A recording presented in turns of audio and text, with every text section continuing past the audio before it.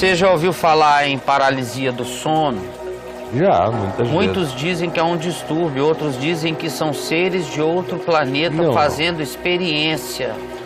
Mas eu acredito ser espiritual. Não, cara, é só mental mesmo. Não dá uma alternativa para ser do homem. Ou é diabo ou é ET. Mas não pode ser um fenômeno mental, não pode ser um fenômeno psicológico, não pode ser um fenômeno apenas no ambiente do humano. Eles não admitem. Parece que o humano não existe. Olha aí, olha. Tá.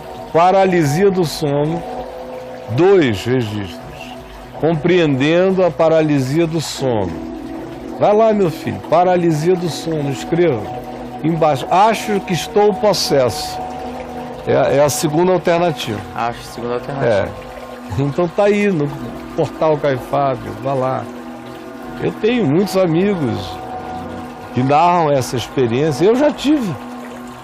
Algumas vezes. Tem gente que tem com regularidade. Alguns vivem apavorados, especialmente se são membros de igreja muito mística. Se a igreja for dada a misticismo, esses indivíduos que sofrem de paralisia do sono, meu Deus, são angustiados em si mesmos como se fossem possessos.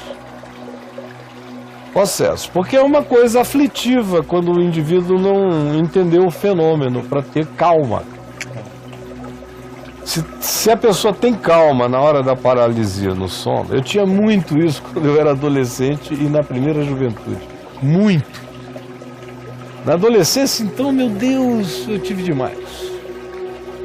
E se o cara panica, aí é um desespero.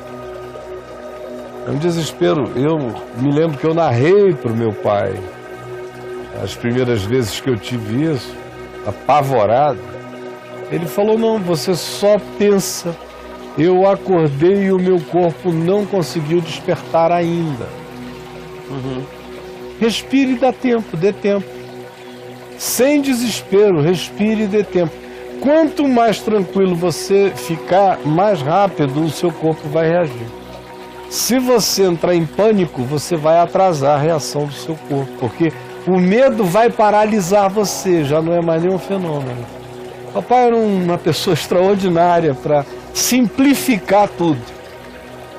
Sim. Então eu fui aprendendo na adolescência. Depois eu tinha muita paralisia do sono no tempo que eu jejuava longamente, 5 dias jejuando, sem comer, sem beber.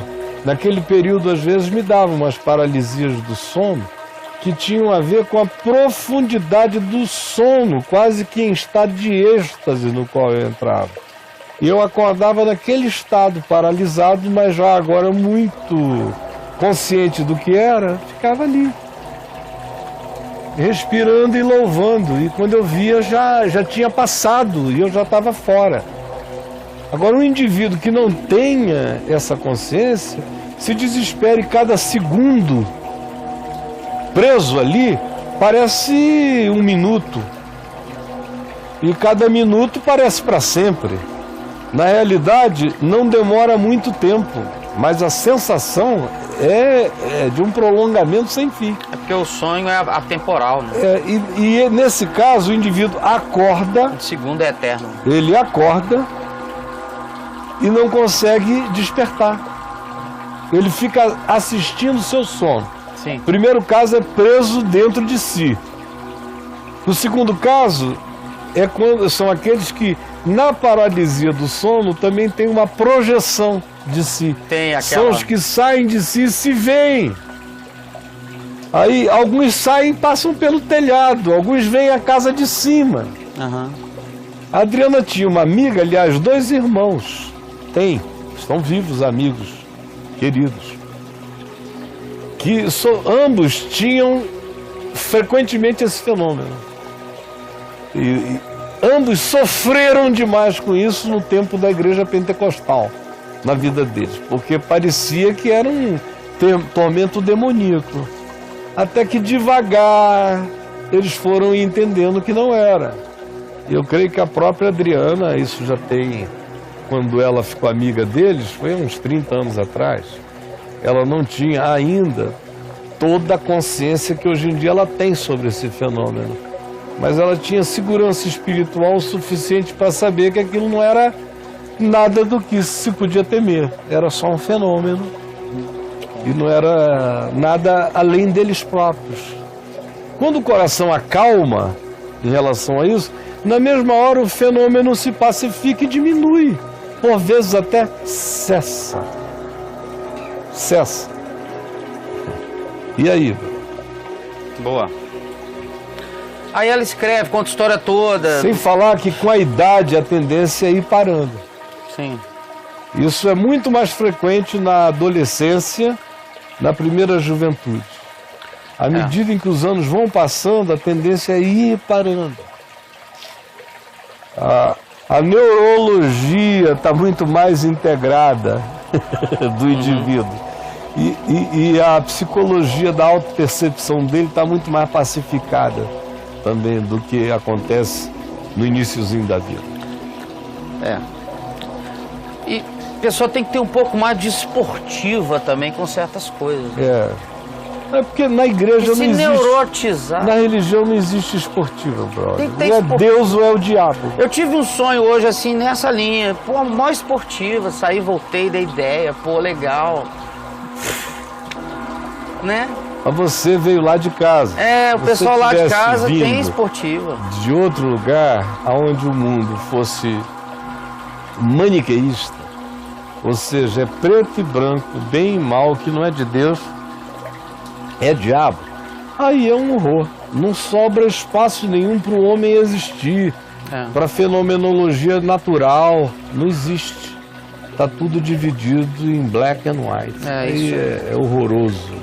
É a receita esquizofrenizante mais eficaz. Caio, por que não há mais curas nos dias de hoje? Cura? Curas. Como nos assim? Dias de hoje. Eu vejo cura o dia inteiro. Pois é, eu sabia que você ia responder isso.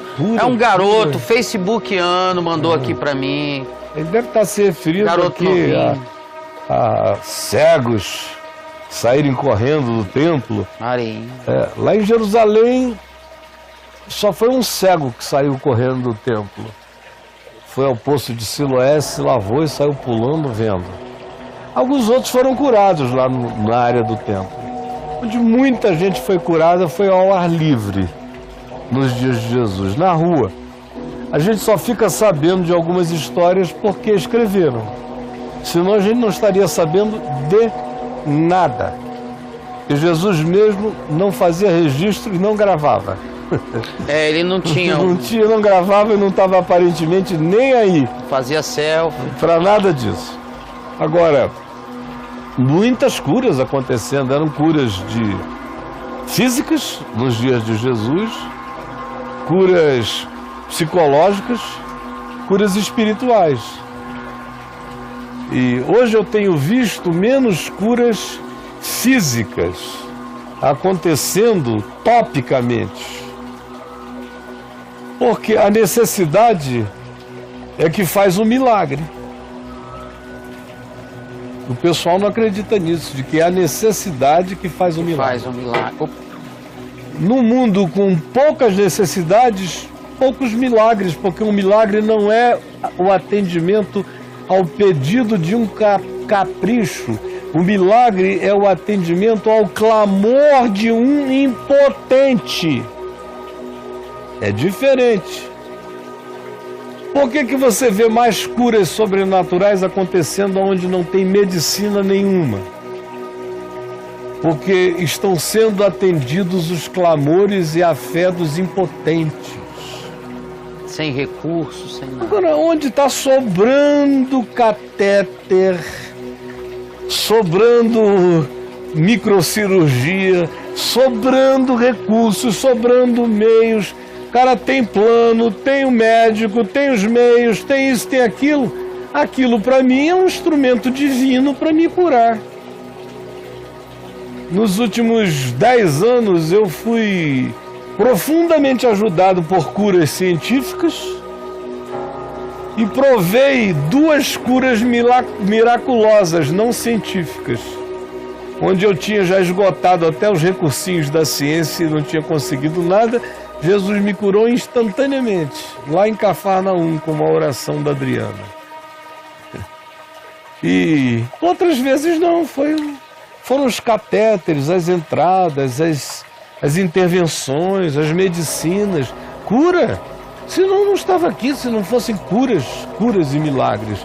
Agora aqui mesmo entre nós, meu filho, se você tivesse a sua mente maturada já para entender a quantidade de milagres mentais que acontecem aqui todo dia, mudar a mente do cara, mudar a cabeça, o pensamento,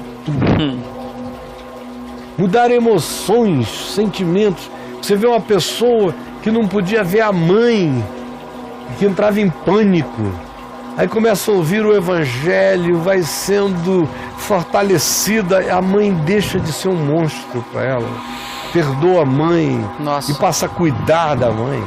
Sim. Não podia ver o pai, porque o pai era um agravo para a alma, mas o evangelho fortalece. Agora pode cuidar da doença do pai, porque o pai já não tem mais nenhum poder sobre ela, ele. Havia pessoas aqui que não podiam ver a ex-mulher porque queriam matar. Sim. Você não consegue entender o milagre da pacificação que os alcançou, como isso mudou a família deles, os filhos deles, a existência deles. Você não viu nenhum milagre. É porque o seu conceito de milagre está absolutamente contido a pequenezas que não merecem o termo milagre. Milagre por si só deve cair na categoria do inusitado, indefinível, realizado surpreendentemente por poderes que não esperávamos, mas que concluíram o bem que aguardávamos. Isso é milagre. Milagre explode à tua volta todo dia, meu filho. Não diga uma coisa dessa. Estamos vivendo um tempo onde sobram milagres. O espectro, a pessoa tem que entender, sabe? Né? Vendo milagre para todo lado, todos os dias. Aquele dia a gente estava falando aqui sobre o cara dos amigos que desceram, né? Desceram, arrombaram o telhado e botaram um companheiro na presença de Jesus. Exatamente. Cafarnaum, Marcos capítulo 2. Então, essa mobilização de amor em si já é milagre. Isso. Em si. Olha o tanto de milagre ali. Eu não faço isso não, meu filhinho. Dilata a tua cabeça, meu querido, tá bom?